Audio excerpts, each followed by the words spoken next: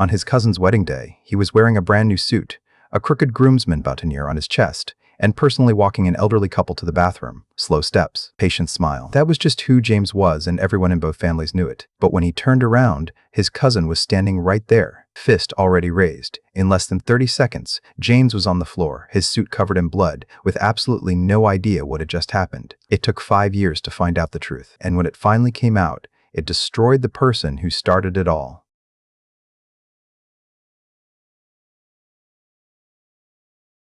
He was punched at a wedding. It took 5 years to discover the truth.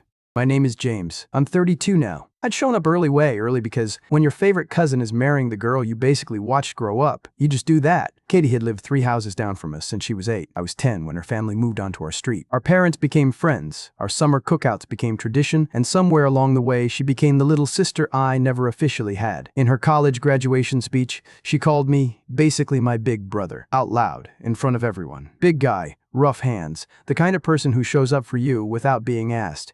We'd shared a room on every family vacation until we were in high school. When he and Katie finally got together in college, my grandma cried happy tears at a Sunday lunch. That was the foundation. That was who we were to each other. That morning, everything was fine. I'd pinned my boutonniere 3 times trying to get it straight, helped redirect a few lost guests, and was personally walking an elderly couple to the bathroom their 3rd trip because you just do that kind of thing. Back turned, moving slowly, still just James. Then I turned around. Mike didn't explode from anger. He exploded from fear. Anger is what we show when the fear is too big to admit. First thing I felt was the right side of my face. Then the floor tilted. Then the stars. I used to think that was just a movie thing. It's not. Mike came in swinging, Tom and 2 other groomsmen right behind him. He was screaming things, how could you? I trusted you, but the sound was muffled, like my head was underwater. He does construction. I go to the gym, occasionally. It wasn't close to a fair fight. Tom and the others finally pulled him off. The elderly couple I'd been helping stood frozen a few feet away. The woman had started crying. I still feel bad about that. Ended up at an urgent care clinic a few miles away. Nose wasn't broken, just badly bruised. Split lip. Left eye swelling shut. The doctor asked 3 times if I wanted to file a police report. I said no. 3 times, because it was Mike. That's when the text came through. My dad, wedding's canceled. Clear your stuff out of the garage by tonight. 5 words. 27 years, gone. I drove to my parents' house. Same place I grew up in. Faded blue paint. My mom had been promising to redo for 5 years. Jenny's car in the driveway. Mark's truck too. The whole family was there. I walked in through the garage, still had my key.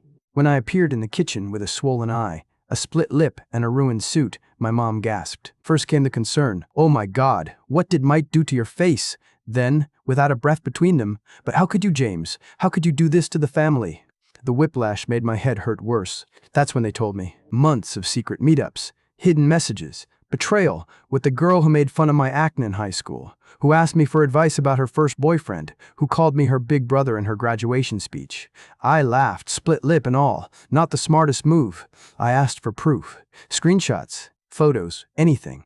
My dad crossed his arms. We just know. Jenny, who normally talks enough for 5 people, sat there in silence. Mark picked up a duffel bag and threw it at my feet. Take your stuff and leave. The bag had my old baseball cards. None of my high school photos. He'd just grabbed random things. If someone who was supposed to know you better than anyone once threw you away without a single question, drop it in the comments. This one hits different. I tried calling Katie, straight to voicemail. Tried her parents, her dad answered, and told me he'd call the police if I called again. Very Christian of you, Mr. H. In the days that followed, I learned exactly how woven my life was into theirs. Monday morning, I went to the gym. Mike's workout buddy Steve apparently managed the place now. My membership was under review. My regular coffee shop barista, Katie's cousin, the grocery store owner, same church as Mike's parents. My dentist canceled my cleaning. His kid plays Little League with Mike's nephew. Susan from accounting overheard something she always does, and by lunch the whole office knew. I got called into Haro. A 23-year-old rep looked at me like I was a soap opera villain. At the bar where I'd done trivia night every Thursday for 4 years, Dave started pouring my drink, and then Tom walked in for his shift and told me I needed to leave. I left, got home, turned off the lights, sat with a bag of frozen peas on my face, and stared at the ceiling trying to understand how 6 hours had undone 27 years. A small town doesn't expel you. It simply stops seeing you. That's worse. I finally got Katie on the phone after about a week. The call started loud, she was yelling. I was yelling, and somewhere in the middle of all that noise, we both ran out of steam and started actually listening. Her situation was worse than mine. Her parents had packed up everything from her childhood bedroom into black garbage bags and left them on the front porch, in the rain. Her dad had called their priest to ask about formal excommunication. The priest explained that's not how it works. At work, her team lead was Mike's cousin on his mom's side. Her projects got reassigned. Written warnings for being unfocused started coming in. We compared notes and kept hitting the same wall. Not one person in either family had come to us before deciding. No conversation. No questions. Just the verdict. When I cornered Mike at a gas station, he couldn't exactly drive off mid-fill. He said, "I saw the way you looked at her. I looked at Katie the same way I looked at Jenny, because she was basically my sister." Pay close attention to this next part, because this is where everything actually changes. 2 months later, I requested a transfer to the Seattle office. Katie moved to Chicago. We followed each other on Instagram briefly and unfollowed almost immediately. Screenshots could always start new rumors. Seattle was the place where nobody knew my name. In a tiny studio in Capitol Hill that cost too much, I was just the new guy who needed a fresh start. New phone number, new email. Even deleted my old PlayStation account. Some of Mike's friends had been sending messages through gaming chat. New gym. Trivia nights at a bar called The Crocodile, where the bartenders treated me like a regular human being. Summer of 2021. My coworker Jake hosted a cookout. Almost didn't go, but Jake had spent an afternoon teaching me the Seattle bus system when I first moved, so I felt like I owed him at least that. Amy was there, Jake's wife's friend from yoga. She found me having what she described as a very intense frisbee intervention with Jake's dog. We ended up on the back porch for 2 hours talking about nothing important. Third date, I told her everything. She listened. No interruptions. No judgment. When I finished, she said, "That really sucks. Want to get ice cream?" It was exactly the right response. October 2024, a regular Tuesday. Amy came home from lunch with a note taped to our door. "We need to talk. I'll be back tonight." No name, no number, just that. Friday night, around 8:30, someone knocked. I looked through the peephole. My stomach dropped. It was Mike, yesterday's clothes, unshaved, slightly unsteady. He looked smaller than I remembered. I opened the door with the chain on. Amy was behind me holding her college softball bat D1 at Wushu. Still has a mean swing. He came to apologize. Said he knew the truth now. I told him apology accepted, shut the door, and called Katie immediately. The next day, I unblocked my mom. She told me everything. 2 years after the canceled wedding, Mike married Jessica, the bridesmaid who'd spent the ceremony sitting alone, looking uncomfortable. Made sense now. Their marriage was a disaster from day one. 6 months ago, during one of their bigger fights, Jessica let something slip. I didn't destroy Emily's relationship just to spend my marriage hearing about her. She had made the whole thing up. Jessica had a thing for Mike. She saw how close he was with Katie and decided to remove the competition. She went to Mike with a fabricated story, made up meetups, invented messages, details that never existed. When Mike demanded proof, she couldn't produce any because none of it had ever happened, and not one person in either family had stopped to ask for that proof before burning 2 lives to the ground. Tom remembered afterward that she'd done something similar at her previous gym, accused a trainer of harassment when he wouldn't leave his girlfriend for her. But nobody had thought to look into that before my face became Mike's personal punching bag. She didn't lie on impulse, she built it.